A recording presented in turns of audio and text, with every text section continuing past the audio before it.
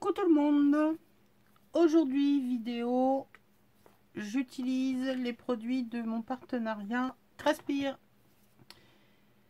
Je vous montre le lot des trois, mais je ne vais en utiliser qu'un. Je vais utiliser celui-ci.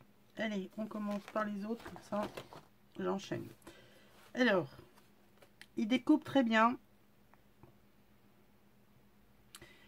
Le résultat, rien à redire hein, au niveau de la finesse du motif. De ce côté-là, rien à redire. Le seul petit bémol que j'aurais à donner, c'est que il est un peu léger au niveau de la solidité de la découpe.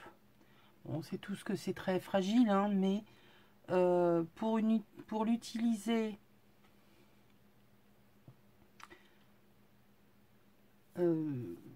tel que, c'est compliqué. Parce que déjà, il n'y a pas beaucoup de bandes de collage. Hein, on n'a que le petit liseré là. C'est léger, c'est un peu short. Là, pour y mettre des choses, on va sans arrêt être en train de bloquer dedans. Hein, on va l'abîmer, on va finir par le déchirer. Ici, c'est pareil. Et l'autre, c'est encore pire. Je vous montrerai après. À mon avis, il aurait fallu avoir un dies de contour. Hein. Je m'explique. Voilà. On va dire que ce dies intérieur correspond au dies de découpe de truc là. D'accord? Il aurait fallu avoir un dies de contour pour pouvoir mater, pouvoir faire une étiquette pleine à la bonne découpe de la dentelle, parce que à la main, vous comprenez que c'est un petit peu fastidieux. Donc on a la version longue et la version plus petite. Donc je reviens avec mon bloc que j'ai acheté dans ma dernière dans mon dernier haul action. Non les filles, je vous rassure, je ne suis pas folle, enfin pas complètement. C'était pour rigoler, mais j'avoue que j'ai quand même réussi à en sortir quelque chose de pas trop mal de ce bloc moche. Oui, il est moche, excusez-moi de le dire, mais il est très très moche. Il y a des pandas, ils sont inexistants, ils sont tout petits, on les voit même pas, c'est des crottes de mouche. Je vous ai fait rire avec mes crottes de mouche? Ben, tant mieux, parce que même là ils sont plus gros les pandas. Donc on découpe et ça nous fait 3 die cut et puis c'est tout, hein, parce que les autres vous les verrez pas les pandas. Bref, je n'ai pas utilisé ni les chiens ni les pandas, j'ai utilisé tous les autres, à savoir le papier à petits pois, le Vichy, les gros pois, les marguerites et les citrons. Voilà, donc dans les tons bleus, jaunes, c'est les seuls papiers que j'ai utilisés. Les autres, bah, ils finiront en patouille. Parce que franchement, c'est pas possible. Hein. Donc je vous montre la découpe que j'ai utilisée. Celle-ci. Alors là, c'est pareil. Celle-ci. J'ai envie de vous dire, c'est dommage. Pourtant, c'est du cardstock assez épais. Mais on a ces deux morceaux-là sur les côtés. Et ben, voilà ce que ça donne. Ils ne se tiennent pas. C'est trop fragile. Donc, on ne peut pas l'utiliser tel que. D'où la nécessité d'avoir un dies de contour pour pouvoir le mater. Là, on est obligé de le coller. Sinon, ça fait moche. On ne peut pas l'utiliser tel que. C'est pas possible. Là, il aurait vraiment fallu avoir un truc de matage. Bref. Il n'y en a pas. Il n'y en a pas. Sinon, il ne découpe pas entièrement. Celui-là, il nous laisse une grande partie de papier. Voilà, voilà. Pareil, il découpe très bien. La découpe, elle est fine, elle est jolie, sauf c'est ce côté-là où c'est en trop et ça fait moche parce que ça ne se tient pas. Tadam! Voilà ce que j'ai fait avec le papier du bloc. Donc j'avais utilisé, je vous montrer comment j'utilisais la cinch. Vous le verrez mais dans la vidéo qui va suivre de l'album de vos courriers concours. Parce que ben là ça... Bref, seuls ceux qui font du montage vidéo peuvent comprendre que je traverse le désert en ce moment au niveau de ma prise de vue. Je ne sais pas ce qui se passe, ça me prend l'âge. Hein.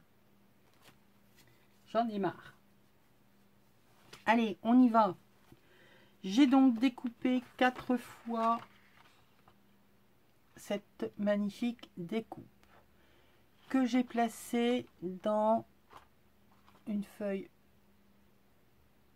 de plastifieuse et ça me fait donc ma couverture.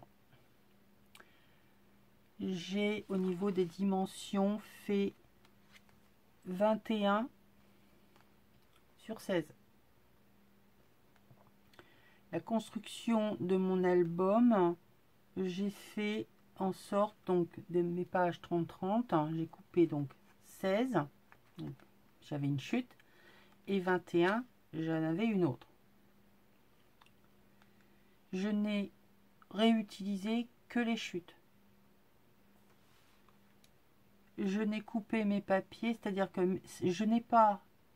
D'habitude, on fait comme ça. On fait nos pliages avec le cardstock et on vient couper le papier imprimé. Là, moi, j'ai fait l'inverse. C'est-à-dire que, comme j'avais des chutes de part et d'autre, je me suis adapté avec mon papier cardstock.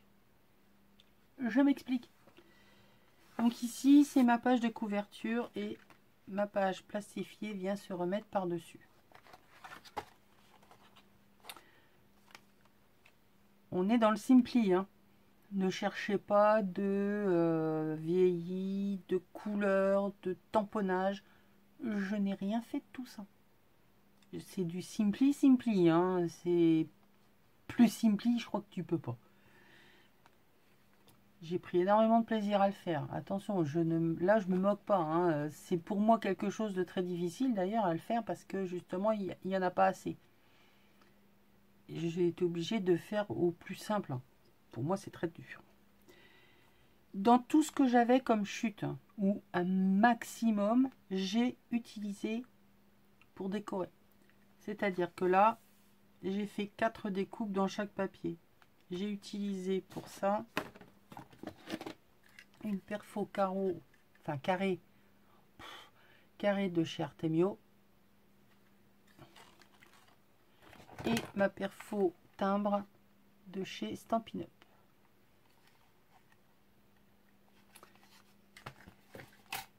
J'en ai fait 4 à chaque fois dans chaque papier de façon à pouvoir mixer. Ça ne se retrouve pas au même endroit. Et ça fait la petite note, la variante. Ensuite, comment j'ai procédé? Alors, il y a 4 parties à ce carnet, enfin cet album.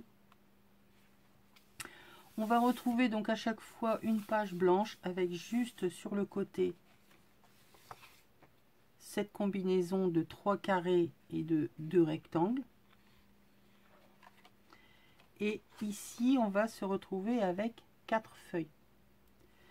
Toujours une grande et on déstructure par rapport à cette page. Donc là, je vais vous le présenter à chaque fois la plus grande et je vais revenir à chaque fois repositionner dessus pour vraiment voir l'évolution. Donc là, j'ai découpé une page en 15 sur 20 pour que ça rentre à l'intérieur de mon album, d'accord? Ça ne dépasse ni de ce côté-là, ni de part et d'autre.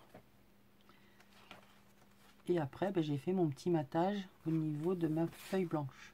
Ok? Par-dessus, j'ai plié une feuille un peu plus courte que ma première, de façon à ce qu'on voit apparaître ma première page. Ici, j'ai mis un rabat. Donc voilà. celle-ci revient par-dessus et toujours laisse apparaître les autres. Un mix de tous les petits papiers de mes chutes pour donner un peu une variante. Et pour finir, hop, celui-ci qui vient se rabattre, qui laisse apparaître tous les autres. Donc ça c'est le premier. On arrive au deuxième, donc là ben, on retrouve la même idée. Et ici pareil. Alors je vais à la dernière, donc voilà. Ici volontairement j'ai laissé de la place parce que mon papier était comme ça. Mais je n'ai pas cherché à recouper un papier imprimé parce que ça n'allait pas jusqu'en bas. Je me dis qu'ici on peut y mettre une étiquette, on peut y faire une inscription, enfin bref, on peut mettre une annotation par rapport aux images qui vont y être posées. Donc là on a un rabat. Ici on en a un autre.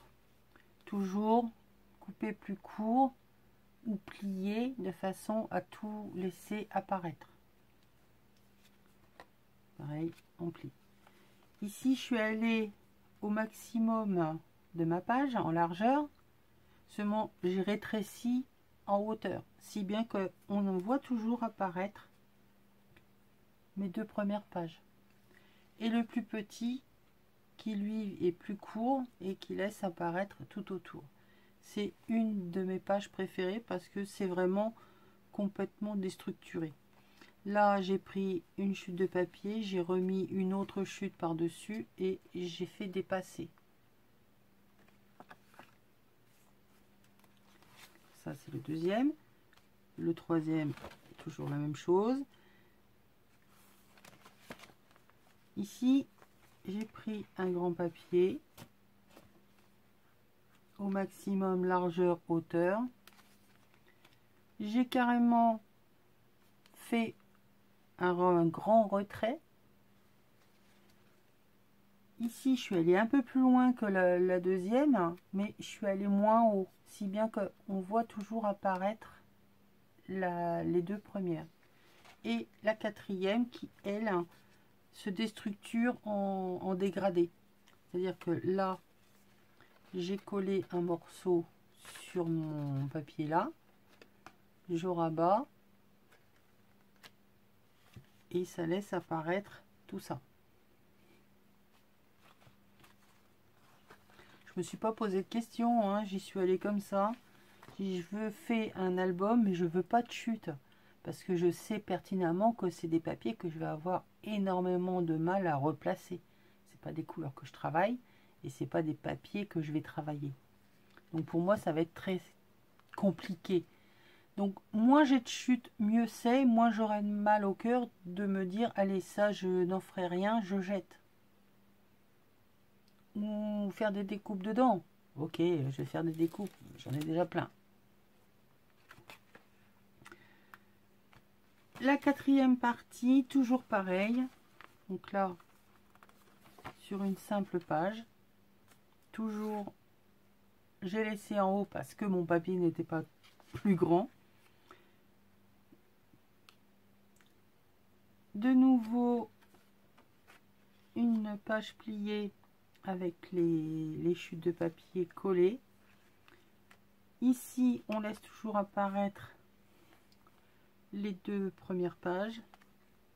Et je viens casser tout ça avec le petit pour amener de la lumière en laissant, non pas mettant ici, justement en le mettant à l'intérieur.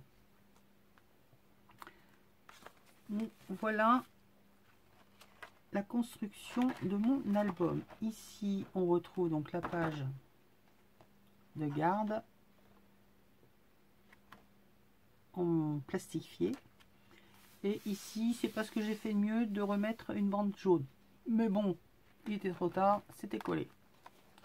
J'ai donc utilisé la cinch. J'ai pris l'option de faire 2 fois 4 trous. Ce sont des spirales de récup, c'est pas le top. Je vous explique ça dans l'autre vidéo qui va suivre de présentation d'album pour vos cartes du concours de tag.